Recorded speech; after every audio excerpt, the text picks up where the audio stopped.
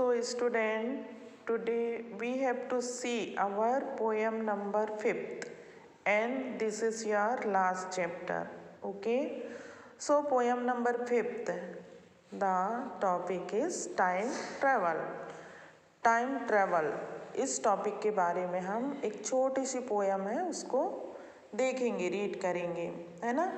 तो यहाँ लिखा है strap me in your time machine. Strap means आप सब लोग जानते हैं, जैसे किसी भी मशीन को चलाने के लिए, है ना, दो पार्ट को ऐड करने के लिए उसमें किसी लीस का यूज़ किया जाता है। स्ट्रैप मीन्स लीस होता है और हिंदी में उसको बोलते हैं पट्टा, है ना।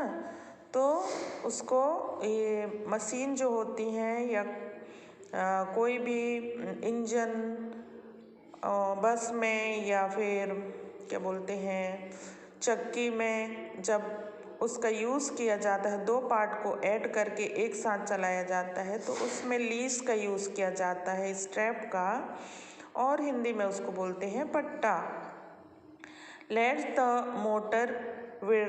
विर का मतलब है यहाँ पर एक साउंड है, और साउंड किसका है यहाँ पे मैं लिख भी दी हूँ, sound like a fan running. जब फैन चलता है तो उसमें एक प्रकार के एक साउंड निकलता है, विर, है ना। तो वो साउंड को बोलते हैं यहाँ पर विर। Switch control to speed of light, make my sense blur, है ना।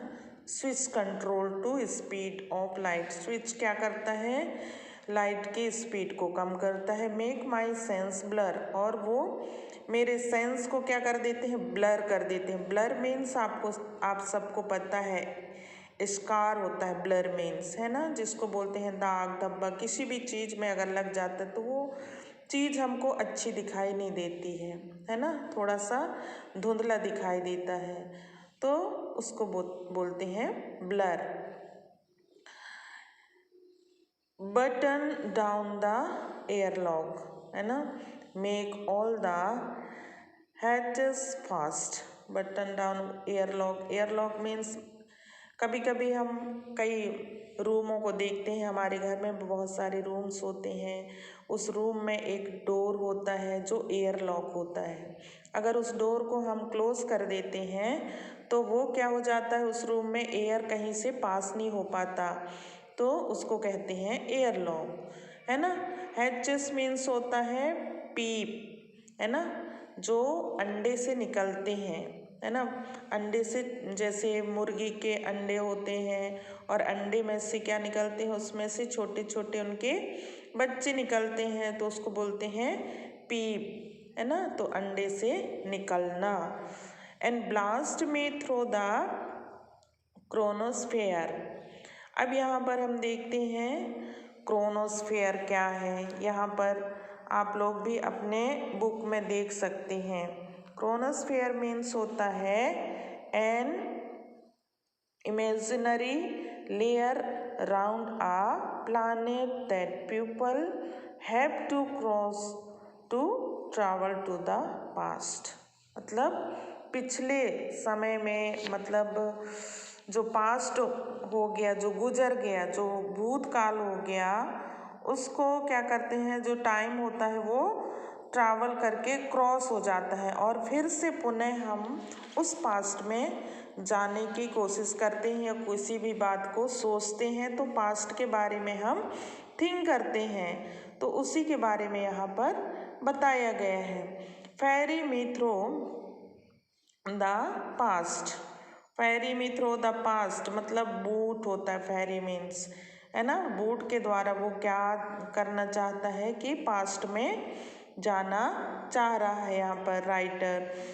Then take me back 3000 year, और क्या बोल रहा है कि मुझे क्या करो 3000 ईयर्स, मतलब 3000 वर्षों के पहले जो समय था, जो उस समय का जो एटमॉस्फेयर था उसमें वो फिर से वो जाना चाह रहा है। Roll back the centuries, I want to see what earth was like 2000 year AD, यहाँ पर हम देखते हैं कि पोइट क्या कह रहा है कि मैं वो 2000 ईयर्स एडी में जो एटमॉस्फेयर था, जो अर्थ में मैंने देखा था, मैं फिर से उसको देखना चाहता हूँ। मैं 2000 ईयर एडी में फिर से जाना चाहता हूँ। सो me what the world was like before we burned the tree, killed off all the animals and dried up all the seas। जब 2000 ईयर्स एडी में हम जाके देखेंगे तो उस समय क्या रहा होगा। इस पोयम में हमको यही समझ में आता है कि उस समय क्या रहा होगा कि ट्रीज रहे होंगे, एनिमल्स रहे होंगे और सीस रहे होंगे। सीस में बहुत सारे वाटर होगा, है ना। और वहाँ का एटमॉस्फेयर बहुत ही, वेदर बहुत ही अच्छा सुहावना लगता होगा, है ना। लेकिन अभी 5000 एडी के मतलब 2000 एडी में जो था वो अभी 5000 एडी में वो सब चीज़ें नहीं है। यहाँ पर पोइट इसलिए कह रहा है before we burn the trees, और उसके पहले हमने ट्रीज को क्या कर दिया है, सब जला दिए हैं, काट दिए हैं। Killed of the all the animals, और जितने भी एनिमल्स थे सारे एनिमल्स को क्या कर दिए हैं, मार दिए गए हैं। And dried up all the seas, और जितने भी सीज हैं, समुद्र हैं, नदियां हैं, सब क्या हो गया है, सूख गए हैं। क्यों सूख गए हैं? क्योंकि सारे ट्रीज को हमने जला दिया है, काट दिया है, सारे एनिमल्स को मार दिया है ना।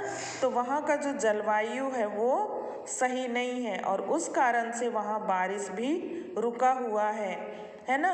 और बारिश के रुकने से क्या हो गया है, वहाँ के जितने भी समुद्र हैं सब जो वो सब सूख गए हैं। तो इसलिए यहाँ पर पोइट कह रहा है कि टाइम ट्रैवल, अब हमको लास्ट में ये समझ में आ रहा है कि टाइम ट्रैवल, टाइम जो चल रहा है, बदल रहा है, जो ट्रैवलिंग कर रहा है वो पहले कैसा था और अभी का माहौल कैसा है, इस बारे में ये पोइट बताना चाह रहा है।